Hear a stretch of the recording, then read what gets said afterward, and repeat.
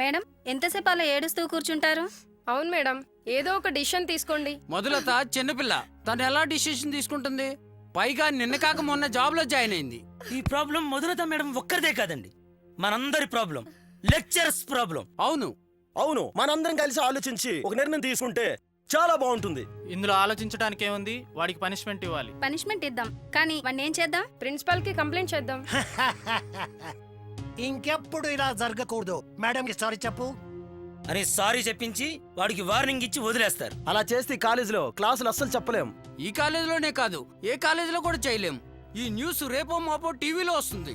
ఇది చూసి ఇంకొకటి తయారవుతాడు. చందుగాడికి ఇచ్చే పనిష్మెంట్ ప్రతి ఒక్క స్టూడెంట్ కి గుణపాఠం కావాలి. ఇంకెవరూ ఇలా బిహేవ్ చేయకూడదు. ఇంతకీ ఏం చేద్దాం? సస్పెండ్ చేయిద్దాం. మరే కాలేజీలో వీడికి అడ్మిషన్ దొరకకుండా చేద్దాం. పోలీస్ కంప్లైంట్ ఇద్దాం. పోలీస్ కంప్లైంట్ ఇచ్చి వదిలేస్తే సరిపోదు, వాళ్ళ లైఫ్ లో చదువు అనే పదం వినపడకుండా చేయాలి.